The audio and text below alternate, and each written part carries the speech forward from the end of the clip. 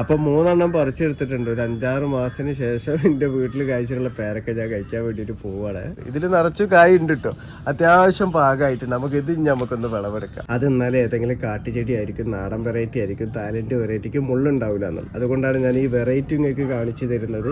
അതേപോലെ തന്നെ മുള്ളും ഞാൻ നിങ്ങൾക്ക് കാണിച്ചു തരുന്നത്. അപ്പോൾ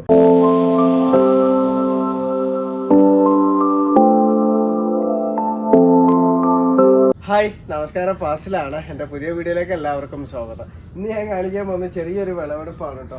നമ്മളിപ്പോൾ പേരക്ക എലിശല്യം ഇതൊക്കെ മാറി വന്നിട്ടുണ്ട്. കാരണം എലികൾ കൂട് വെച്ചപ്പോൾ അതിൽ കുടുങ്ങിയിട്ടുണ്ട്. പിന്നെ അതിൻ്റെ ശേഷം ഇപ്പോൾ എലിശല്യൊന്നും കാണുന്നില്ല. അപ്പോൾ ഇപ്പോൾ പേരക്ക ഇതിപ്പോൾ തായ്ലൻഡ് പിങ്ക് പേരക്കാണ്. അപ്പോൾ ഇതിപ്പോൾ ലോഡ് താങ്ങാൻ പറ്റാതെ നമ്മളെ കമ്പ് ഒടിഞ്ഞു പോയിട്ടുണ്ട്. അപ്പോൾ ഇത് നമ്മൾ വിളവെടുക്കാൻ വേണ്ടിയിട്ട് പോവാണ്.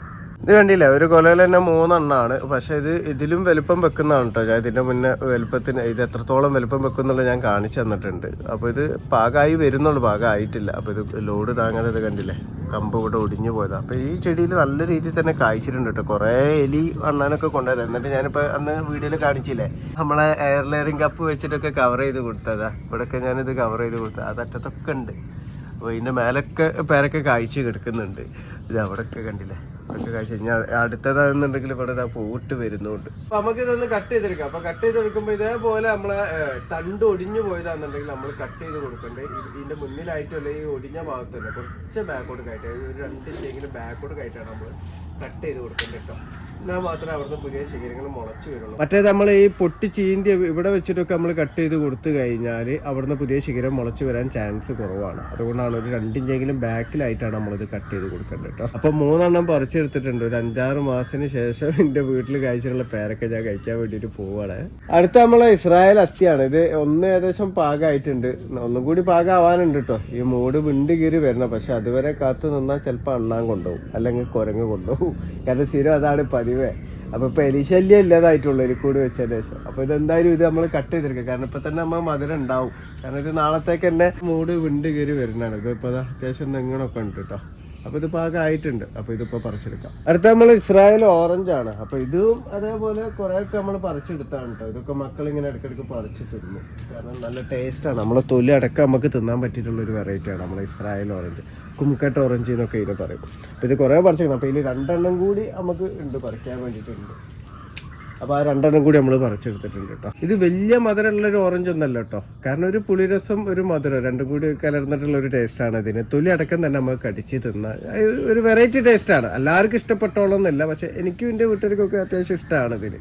ഇതിൻ്റെ ഒരു പ്രത്യേകത എന്താ വെച്ചാൽ ഇതിനൊരു അത്യാവശ്യം ഒരു 50% വെയിലും കിട്ടുക. ചെറിയൊരു പോട്ടിൽ നട്ടാൽ വെള്ളം കൊടുക്കുക, ഇടയ്ക്കിടയ്ക്ക് വളങ്ങൾ കൊടുക്കുക. പക്ഷെ നമ്മൾ സാധാ ഫ്രൂട്ട് പ്ലാന്റിന് വളം കൊടുക്കുന്ന പോലെ കൊടുത്താൽ നല്ല രീതിയിൽ തന്നെ പൂവിടും കേട്ടോ.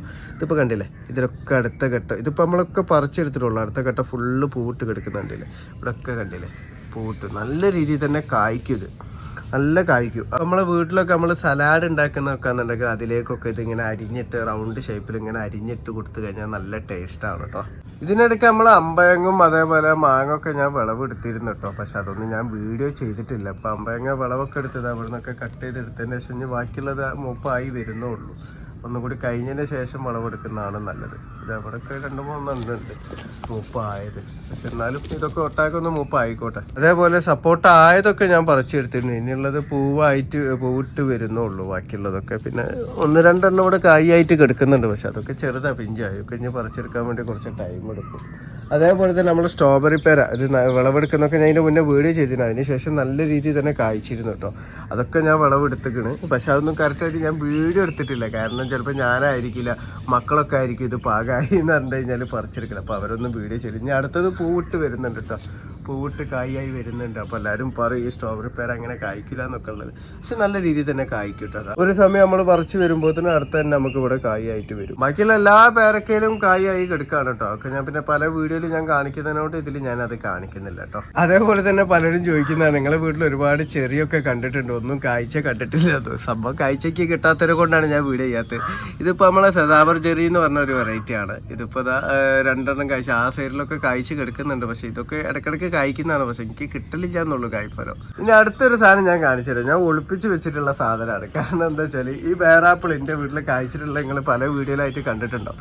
ഈ പ്രാവശ്യം ഇത് നല്ല രീതിയിൽ തന്നെ കായ്ച്ചിരുന്നു. ഈ കൊമ്പ് ഫുള്ള് കായ്ച്ചിരുന്നു. ഇതിലും അതിൻ്റെ അപ്പുറത്തുള്ള ചെടിയിലൊക്കെ നല്ല രീതിയിൽ കായ്ച്ചിരുന്നു. പക്ഷെ എനിക്ക് ഇതിനൊന്നും ഒരു കായ്ഫലം കിട്ടിയിട്ടില്ല. ഞാൻ പറഞ്ഞല്ലോ, അയച്ച കുരങ്ങായിട്ടും അണ്ണാനായിട്ടും എലിയായിട്ടും ഒക്കെ കൊണ്ടുപോയിരുന്നു, ഒന്നും പോലെ കിട്ടില്ല. പക്ഷെ ഒരു കമ്പ് മാത്രം എനിക്കും വേണ്ടിയിട്ട് ചെടി ഒളിപ്പിച്ച് വെച്ചാന്ന് തോന്നുന്നുണ്ട്. കാരണം ഇത് നമ്മളെ ഈ വെസ്റ്റ് ഇന്ത്യൻ സ്വീറ്റ് ജെറിൻ്റെ കമ്പിലേക്ക് തൂങ്ങിക്കിടക്കുന്നത്. അപ്പോൾ ഇതിലുള്ള കായ്കളൊന്നും അണ്ണാനോ കിളികളോ ഒന്നും കണ്ടിട്ടില്ല എന്ന് തോന്നുന്നുണ്ട്. ഇതിൽ നിറച്ചു കായ് ഉണ്ട് കേട്ടോ, അത്യാവശ്യം പാകമായിട്ട് നമുക്ക് ഇത് നമുക്കൊന്ന് വിളവെടുക്കാം. അപ്പോൾ കുറച്ച് കാലത്തിന് ശേഷമാണ് ബേറാപ്പിളൊക്കെ കിട്ടുന്നത് കേട്ടോ. കാരണം ബേറാപ്പിൾ കായ്ക്കായിട്ടൊന്നുമല്ല, പക്ഷെ അതിന് കിട്ടുന്നില്ല, കായ് കിട്ടുന്നില്ല. കായ് ആയി വരുമ്പോഴത്തേന് തന്നെ ഓരോരുത്തരായിട്ട് കൊണ്ടുപോവാണ്. അപ്പോൾ ഒന്ന് രണ്ടൊക്കെ കൊണ്ടായാലൊന്നും കുഴപ്പമില്ല, കാരണം വെളുപ്പം തിന്നണമല്ലോ. പക്ഷെ മൊത്തത്തിൽ കൊണ്ടായാലും പിന്നെ നമ്മൾ വെറുതെ കൃഷി ചെയ്യുന്നതിനെ സമാധിക്കും.